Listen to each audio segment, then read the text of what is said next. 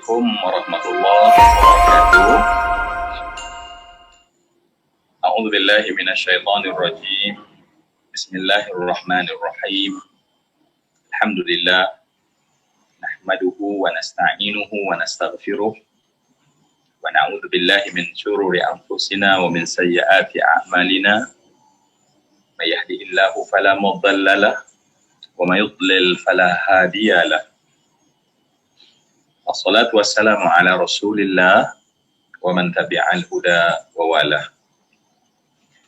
Semua rakan-rakan, sahabat-sahabat saya yang saya kasihi, pertamanya alhamdulillah kita dapat bersama lagi dalam platform Tazkirah Pagi di Dewan Dakwah Majlis Dakwah Negara yang kita akan ada tampil dan hadir setiap pagi.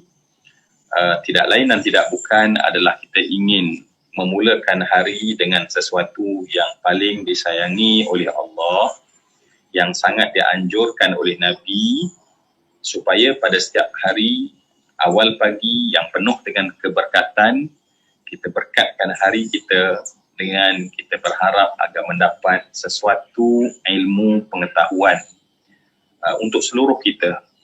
Dan semoga insya-Allah kita memulakan dengan sesuatu yang berkat, maka seluruh hari kita mendapat berkat. Ya, ini yang disebutkan oleh Syekh Asy-Syaikh Abu Hasan Syazili, min alamatin najah fin nihayat ar-ruju'u ila Allah fil bidayat.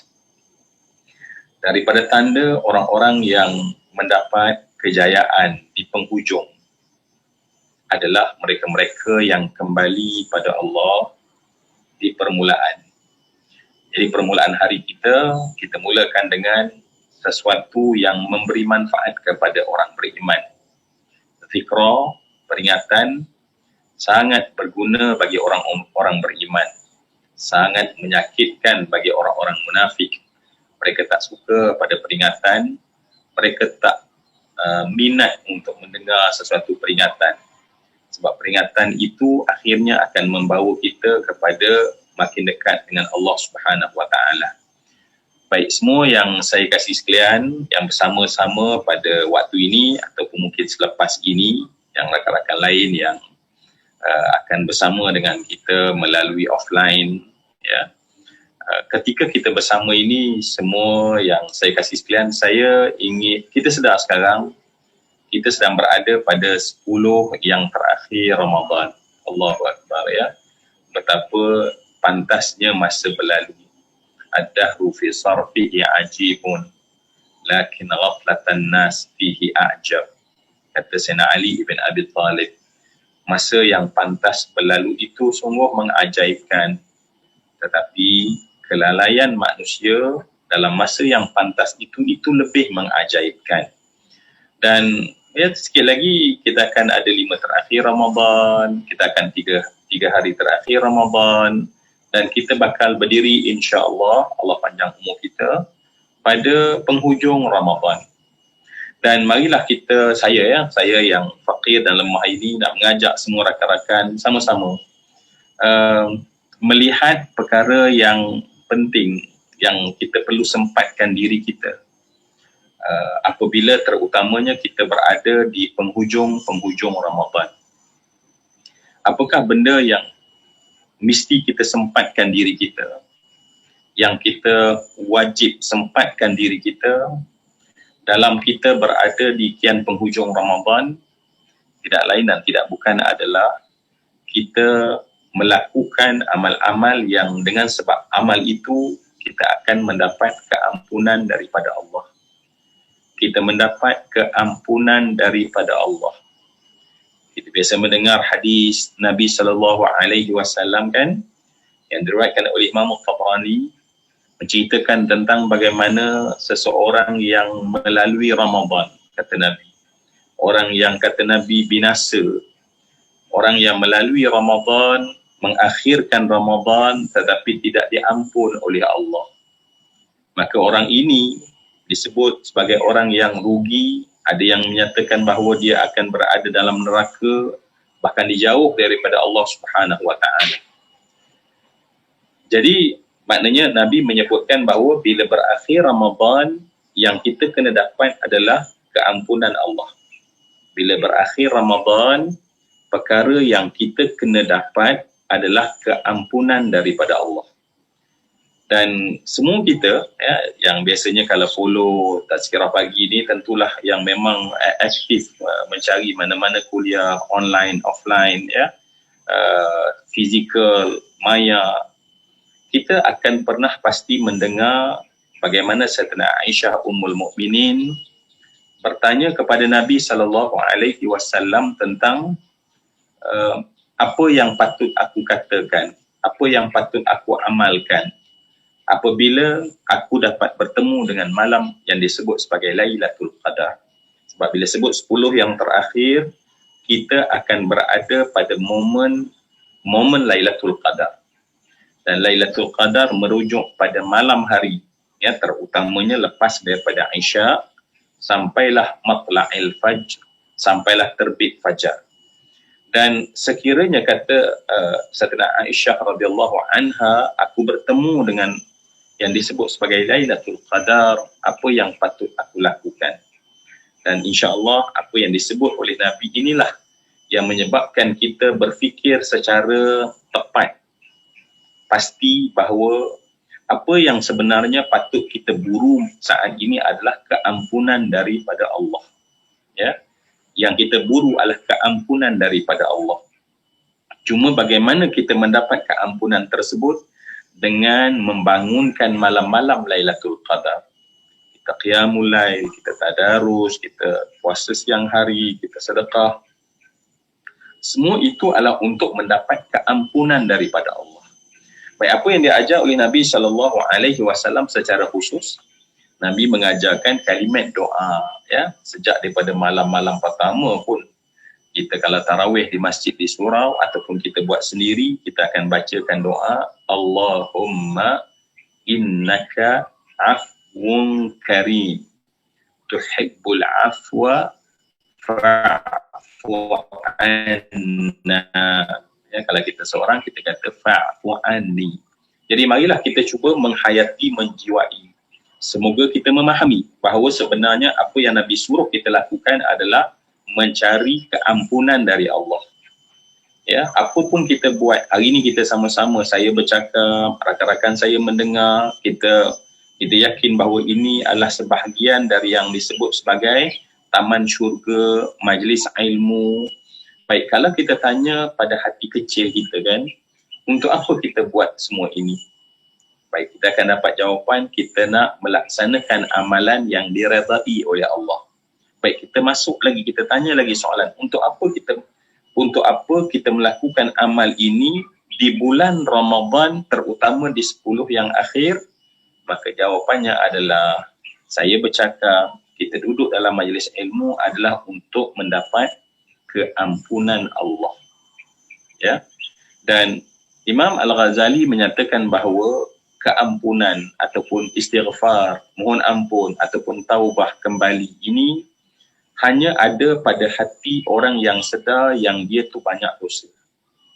Orang yang hidup secara aku ni dah suci, aku ni bersih, aku ni tak ada masalah apa-apa, seolah-olah kalau mati pada hari ni memang confirm masuk syurga.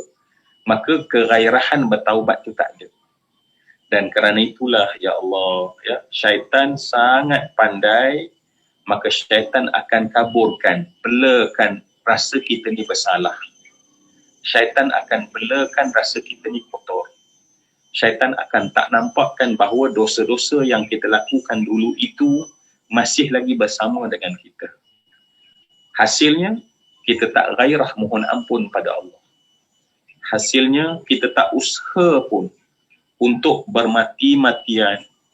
Di hujung Ramadan ini, kita buat amal sambil kita menangis, ya Allah, aku nak dengan amal ini, aku diampun oleh Allah. Engkau mengampunkan dosaku, ya Allah.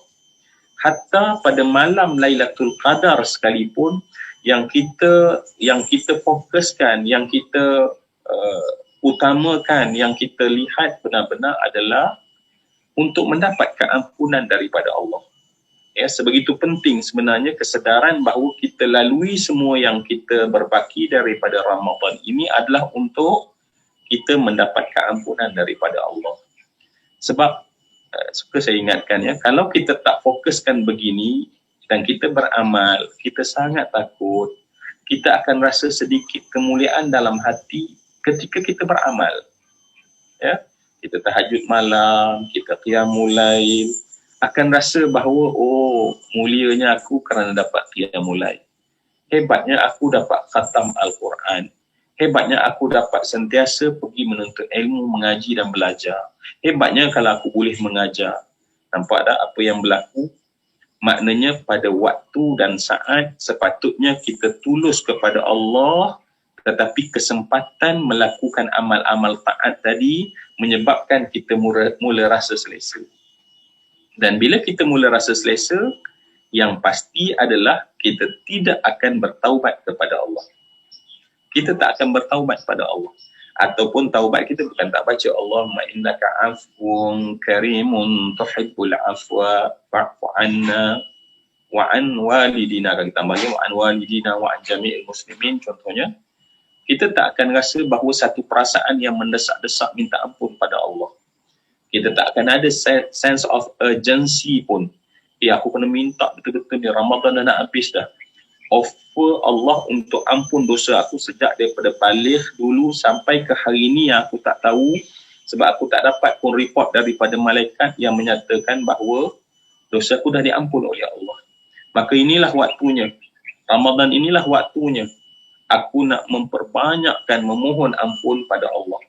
Dan kita tahu memohon ampun kepada Allah Subhanahu Wa Taala bukan hanya dengan cakap, tetapi dengan perbuatan, dengan amalan, dengan kita meninggalkan apa yang Allah larang, dengan kita melaksanakan apa yang Allah suruh sama ada wajib atau sunat. Tujuannya adalah untuk kita mendapat ampun daripada Allah. Baik. Inilah mood sebenarnya kita. Mood orang berdosa yang minta Allah ampunkan dosa kita. Mood orang yang bersalah, yang sama ada salah yang kita sedar, salah yang kita tak sedar, yang kecil atau yang besar, dengan Allah atau dengan makhluk. Ini semua adalah kalau kita senaraikan, Masya Allah, jumlah dosa kita betul lah ya. Mungkin kalau kita tengok pepasir di tepi pantai itu banyak, dosa kita lebih banyak. Ya. Kalau lah kita tengok gunung-gunung yang tersergam gagah besar itu, dosa kita lebih besar. Kerana itu Masya Allah, Allah sedang buka tawaran sekarang. Di bulan Ramadan, terutama di penghujung Ramadan ini, untuk kita mengadu pada Allah, bercakap pada Allah, menghimbau balik dosa-dosa kita yang lampau, sehingga kita semua menangis, memohon taubat pada Allah. Dan kita harap adalah titis-titis air mata kita yang mengalir. Janganlah saat kita baca innaka ampun, kita rasa aku ialah just sekadar formality sebab Nabi ajar, maka aku pun bacalah. Tetapi sebab Nabi tahu Nabi nak bagi syafaat kita. Tetapi sebelum kita mendapat syafaat Nabi, Nabi syafaatkan kita dengan ajaran Nabi. Maka dengan sebab itu kita minta keampunan daripada Allah. Baik, semua yang dikasih sekalian, mari kita sedikit melihat kalimat doa yang sangat hebat tersebut ya. Saya sebutnya pada diri saya sendiri, dan sekiranya ada manfaat, rakan-rakan saya boleh sama-sama kita menekun apa yang Rasulullah ajar kepada Sayyidina Aisyah ini ya. Baik, dalam kalimat itu kita jumpa Allahumma innaka afwun karimun ya. Baik, dalam doa ini pertama sekali dia adalah bentuk doa. Apa itu doa? Doa adalah pengharapan seorang hamba kepada Tuhan yang menciptanya. Ya. Adalah permohonan, ya, harapan, permohonan seorang hamba kepada Tuhan. Kalaulah dia lemah, bila diminta, dia yakin Allah Subhanahu Wa Taala akan memberikan dia kekuatan. Kalaulah dia miskin, dia yakin Allah akan memberikan kepadanya kesenangan atau kekayaan. Tetapi kalau yang kita minta adalah dosa, keampunan, maknanya kita kena sedar kita dalam keadaan kotor dan berdosa. Yang kita minta pada Allah adalah kesucian, membersihkan kotoran dosa kita. Baik itu pada kalimah Allahumma. Maknanya kita sedang memusatkan harapan kita, permintaan kita hanya kepada Allah. Basirah kita, mata hati kecil kita semata-mata memandang kepada Allah dan kemudian memandang dosa kita, kelalaian kita, kealfaan yang kita telah lakukan. Bergabung dua keadaan ini, kalimah Allahumma bukan hanya sesuatu yang terbit daripada lidah, tetapi sesuatu yang terbit daripada lubuk hati kita. Sebab itulah bila saat menyentuh lubuk hati, maka manusia akan menangis. Ketika tak menyentuh lubuk hati, manusia tak rasa pun perasaan itu. Inilah yang kita rasai. Inilah yang kita lalui. Menyebut satu kalimah yang sangat dalam maknanya tetapi dangkal bila sampai kepada kita. Jadi kerana itu, bila sebut Allahumma, ya Allah, innaka, maknanya kita tahu kita minta hanya pada Allah. Orang beriman tahu bila diminta, yang diminta hanya kepada Allah Subhanahu wa ta'ala. Tetapi ada kesenian yang diajar oleh Nabi dalam berdoa. Ada kesenian yang Nabi ajar dalam kita bermohon kepada Allah Subhanahu wa ta'ala. Bila kita sebut innaka afwun karimun. Ya, di sana ada dua nama Allah Subhanahu wa ta'ala. Ada dua sifat Allah Subhanahu wa ta'ala. Apakah nama Allah dan sifat Allah? Yang pertama adalah afwun. Yang kedua adalah karimun. Inilah yang Allah sebut dalam Al-Quran, walillahil asma'ul husna fad'uhu biha. Allah itu mempunyai nama-nama yang mulia, maka doalah dengan nama Allah. Maknanya bila kamu minta, maka mintalah dengan menyebut nama-nama Allah.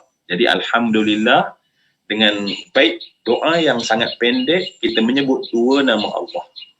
Dan dua nama Allah yang sangat relevan dengan apa yang sedang kita ucap pada masa itu.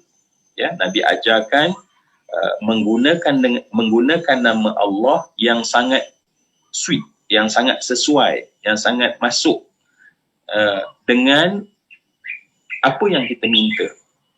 Oleh kerana kita meminta keampunan daripada Allah, maka kita minta nama Allah, sifat Allah yang bernama atau bersifat dengan afwun, karimun. Ya, afwun karimun. Allah yang maha memaaf dan Allah yang maha mulia. Ya, sebab nak bagi tahu kita ni hina. Sebab bila kita minta pada Allah, kita kena merasakan kehinaan diri kita. Dan pada saat tersebut kita merasai betapa mulianya Allah. Kita merasa betapa bersalahnya kita dan kita merasai bahawa Allah Subhanahu wa ta'ala sangat memaafkan. Baik, di sana ada dua nama yang kita sebut sebenarnya. Ya, kita sebut innaka afwun karimun. Baik, nama Allah afwun. Ulama membincangkan tentang makna afwun, ya. Makna afwun sebab mungkin kenapa Nabi tak ajarkan kepada kita innaka ghafurun karimun, ataupun Allah tak sebut innaka ghaffarun karimun. Ya, tetapi Nabi mengajar kepada Sayyidatina Aisyah, orang yang Nabi sangat sayang. Maknanya kalau kita baca, kita akan mendapat apa yang nasihat kepada orang yang disayang oleh Nabi. Baik, innaka afwun. Sekali lagi kita tak, walaupun boleh saja, tentu tak ada masalah kita kata Allahumma innaka ghaffarun karim ataupun Allahumma innaka ghafurun karim. Kedua-duanya makna memberi keampunan. Baik, para ulama membincangkan, ya, Imam Qurtubi dalam tafsirnya juga membincangkan makna al-afu bagi sifat atau nama bagi Allah, al-ghafur nama dan sifat bagi Allah Subhanahu wa ta'ala. Baik, kesimpulan yang boleh kita tengok daripada perbincangan tersebut, maka ulama menyatakan bahawa bila kita menyebut innaka afwun, yakni nama Allah dan sifat Allah tersebut, dia bermaksud adalah Allah yang memaafkan. Sebab afwun dan ghafar maknanya sama, ya, hampir sama, tetapi afwun itu lebih umum, maknanya lebih besar daerahnya. Dan dikatakan bahawa afun itu adalah keampunan dengan dipadamkan sama sekali daripada kita kesan-kesan kedosaan yang pernah kita buat. Dipadamkan, yamhu, dipadamkan kepada kita kesan-kesan kedosaan. Sebab kita tahu kesan-kesan kedosaan itu yang pertama ada dalam catatan kita yang akan dibentangkan balik di hari kiamat nanti pada yaumul hisab, yaumul din. Maka semua dosa yang kita buat sejak daripada kita akil balik sampailah mati kita, semuanya tercatat. Ya, sebab tu mereka pendosa-pendosa, orang-orang kafir bertempik di hadapan Tuhan. Mali hadzal kitab la yughadiru saghiratan wala kabiratan illa ahsaha. Kitab apakah ini? Catatan apakah begitu detail catatan ini? Kita lupa dah. Adzambu la yufna wa dayyanu la yamut. Kita dah lupa dah. Tetapi catatan tersebut tidak sama sekali meninggalkan wala kabiratan wala saghiratan. Tak ada sama ada besar atau kecil, semuanya tercatat. Dan apabila afwun bermaksud Allah memadam semua catatan tersebut. Dan kita tahu bahawa dosa, ya, catatan tadi, bila dia padam, maka terpadamlah saat kita berdiri depan Tuhan. Walaupun kita pernah melakukan satu dosa, tetapi dosa tersebut dipadam oleh Allah seperti kita tak pernah berdosa. Ya. Ini yang disebut oleh Nabi, al-mustaghfiru minadz-dzambi kaman la dzambalahu. Orang yang bila dia mendapat keampunan, maka dia seperti tidak lagi melakukan, dia tidak ada sebarang dosa. Kaman la dzambalahu, seperti seorang yang tak ada dosa sama sekali. Dan kita gunakan kalimah afun kerana kita sedar dan kita yakin bahawa Allah Subhanahu Wa Taala memadamkan kesan dosa, catatan apa daripada dosa yang kita dah buat. Dan yang kedua adalah Allah memadam athar, kesan daripada dosa. Apa kesan daripada dosa? Kesan daripada dosa adalah kesan yang berlaku dalam hati seorang manusia yang berupa bintik-bintik hitam. Kalla bal ran. Ya Allah sebutkan tentang tubiah.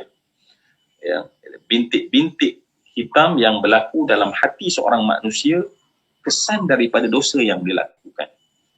Jadi apabila bila kita minta pada kalimah afun, bermaksud kita minta Allah buang semua catatan dan Allah buang semua kesan-kesan. Untuk makluman, ya Allah, yang menjadikan kita tak tenang dalam hidup, kesan dosa. Yang menyebabkan berkat hidup tak dapat, kesan dosa. Yang menyebabkan kita solat tak khusyuk, kebanyakannya adalah kerana kesan dosa. Yang menyebabkan kita menarik bala-bala datang kepada kita, kesan dosa. Jadi sebab tu bila kita menyebut innaka afun, sebenarnya kita sedang minta, ya Allah, tentang dosa-dosa dan kesan-kesannya dibuang oleh Allah Subhanahu Wa Taala. Sebab itu amat agung, dan sebab itulah Nabi menyebut kepada Sayyidatina Aisyah supaya membacakannya pada malam Al-Qadar. Pada malam yang disebut sebagai Lailatul Qadar, malam yang paling hebat daripada mana-mana malam yang ada di seluruh dunia ini. Tak ada yang dapat menandingi kelebihan daripada malam yang disebut Lailatul Qadar. Tuhibbul afwa, ya, tuhibbul afwa, masya-Allah, ya. Allah itu menyayangi, ya, namanya al-afwa dan sifatnya yang afwa. Ya, jadi bila kita kata tuhibbu al-afwa, engkau ya Allah menyayangi al-afwa, dia ada 3 makna. Yang pertama, Allah menyayangi nama Allah, ya, Allah menyayangi nama Allah yang al-afwa tersebut. Yang kedua, Allah menyayangi sifat Allah, ya, maknanya sifat Allah yang memberikan kemaafan, memadamkan dosa, memadamkan kesan-kesan dosa. Allah suka, Allah sayang untuk melakukannya perkara tersebut. Dan yang paling menarik adalah daripada kalimah tuhibbul afwa adalah Allah sebenarnya daripada kalimat pendek tuhibbul afwa bermaksud Allah suka apabila kita turut sama memaafkan orang. Jadi di situ rupanya ada amalan kita di malam Al-Qadar adalah kita memaafkan orang, sebab Allah suka setiap yang memaafkan. Maknanya sama ada Allah memaafkan dengan nama Allah yang agung atau sifat Allah yang agung, tetapi Allah sangat suka untuk memaafkan, maka Allah juga suka untuk orang melakukan perbuatan memaafkan orang. Jadi fahamlah kita pada malam Al-Qadar kita menjadi seorang yang meminta ampun kepada Allah, minta Allah ampunkan kita, tetapi dalam masa yang sama kita kena bersifat aktif, ialah kita pada malam Al-Qadar memaafkan orang.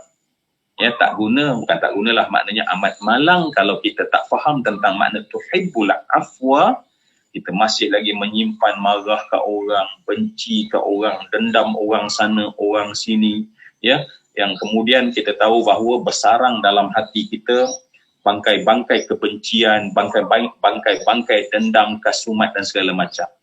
Maka kita tidak faham maksud tuhibbu al-afwa. Ya, sebab tu al-afwa itu dalam bentuk umum. Ya, sama ada bagi Allah Subhanahu Wa Taala atau bagi kita bersifat memaafkan. Jadi kena latihlah sekarang ni rakan-rakan yang saya kasih sekalian untuk dalam hati ni jangan benci orang. Ya, buang je, lupakan je. Ya, buang, ya, kita tahu bagaimana delete, ya, kita nak remove, ya. Kita buang je perasaan nak marah orang sana, ya. Kalau kita faham maksud yang kita minta pada malam-malam di malam tarawih. Jadi kalau kita faham, itulah maksudnya. Menjadikan seorang yang dia tak nak terlibat dengan manusia, dengan dia tak simpan pun kemarahan, kebencian kepada manusia. Sebab bila kita dah mula ada menyimpan kemarahan, kebencian, itulah yang menyebabkan kita tak memberikan kemaafan. Dan daripada sanalah nanti akan snowball, bergerak kepada kita mula lahir perasaan orang yang keras hati, orang yang sombong, orang yang akan menjatuhkan maruah orang. Ya, manusia akan bergerak atas apa yang dia rasa dalam hati dia. Ya. Jadi sebab tu bukan sekadar kita minta Allah memaafkan kita pada innaka afun, sebab itu yang kita minta, tetapi Nabi sebut tuhibbul afwa, yang bukan hanya ada pada Allah. Sekarang Allah suruh tengok kita. Adakah kita di malam Al-Qadar ni ada lagi nak bermasalah dengan manusia? Sebab bila kita bermasalah dengan manusia, masalah tersebut bukan hanya di dunia. Kita akan heret masalah tersebut sampai depan Allah pada hari kiamat, hari pembalasan nanti. Kita benci kat orang tu, maka itu juga hamba Allah. Maka hamba Allah tersebut adalah merupakan hamba kepada Allah. Maka Allah menjaga hak dia. Maka kita akan berdiri depan Tuhan, maka kita akan dibincangkan dan dibicarakan. Katalah kita kata dia menipu. Oleh kenapa kita marah dia? Sebab dia tipu kita. Maka pada malam Al-Qadar tak settle lagi. Maka dengan sebab marah tersebut di hari akhirat, maka berlakulah perbincangan yang panjang. Dan di hari akhirat, kalau kita faham tentang makna dan keadaan hari akhirat, kita tak nak sama sekali ada masalah dengan manusia. Kenapa? Sebab setiap masalah dengan manusia melambatkan lagi, menyusahkan lagi, dan perkara yang lebih susah adalah bila kita berhadapan dengan masalah dengan manusia. Jadi sebab tu kita memaafkan orang. Latihlah kita memaafkan orang tanpa syarat. Ya, tak perlu dia datang minta maaf pada aku, tak, aku maafkan. Biarlah jelaga-jelaga ataupun pemberat yang menyesatkan hati kita lepaskan. Jadi itu yang bermaksud tuhibbul afwa. Barulah kemudian fa'fu anni, maka ya Allah maafkan aku. Jadi seolah-olah kita tahu tentang sifat Allah yang Maha Pemaaf. Allah tahu tentang Allah sukanya perbuatan memaafkan, dan kita akan menjadi orang yang turut memaafkan. Maka barulah dapat jawabnya adalah fa'fu anni. Dan kita dah buat syarat tadi, maka ya Allah aku dah laksanakan, maka sekarang ya Allah maafkan aku ya Allah, fa'fu anni. Dan kemudian oleh kerana kita campur dengan hadis-hadis yang lain tentang bagaimana Allah sangat suka kita mendoakan kedua ibu bapa, kita akan sambung bukan sekadar fa'fu anni, tetapi kedua ibu bapa kita, wa an walidina, ya, Kemudian kita minta lagi supaya doa yang sangat mustajab dan bagus bila kita mendoakan saudara-saudara Islam kita yang lain, ya. Dan kita minta bukan sekadar Allah ampunkan kita, Allah ampunkan kedua ibu bapa kita, dan Allah ampunkan semua saudara-saudara Islam kita yang lain. Allahu Akbar. Jadi kerana itulah rupanya, kalau ini kita faham, ini yang kita buru, ini yang kita amal, ini yang kita laksanakan di 10 yang terakhir, memburu-buru sebenarnya, beramal-amal dengan sebenarnya, maksud al-afu dan afun, maka pada ketika itu tentu kita menjadi seorang yang berbeza. Berbeza kenapa? Amalan ini tidak akan merosakkan kita dengan riak, ujub dan sum'ah, dan kita yang penting adalah kita semua dapat berakhlak dengan akhlak Rasulullah sallallahu alaihi wasallam, dan akhlaklah yang sebesar-besar benda yang akan menyelamatkan kita di hari akhirat nanti. Cukuplah sekadar itu sedikit renungan untuk kita di pagi hari ini, ya, nak cerah adapun hari kita. Semoga ada manfaat. Terima kasih kerana peka dan bersama dalam platform Dewan Dakwah Majlis Dakwah Negara. Semoga kita mengikat kesetiaan kita dan insya-Allah makin ramai kita bersama dalam Dewan Dakwah Majlis Dakwah Negara, mengobarkan lagi semangat untuk kita mengikut jalan dakwah Rasulullah sallallahu alaihi wasallam. Ampun maaf, jumpa lagi pada hari esok oleh para asatizah kita, dan semoga tazkirah pagi di Dewan Dakwah Majlis Dakwah Negara adalah sesuatu yang benar-benar memberi kebaikan. Aqulu qawli hadza wa astaghfirullahal azim li wa lakum bisairil muslimin. Assalamualaikum warahmatullahi wabarakatuh.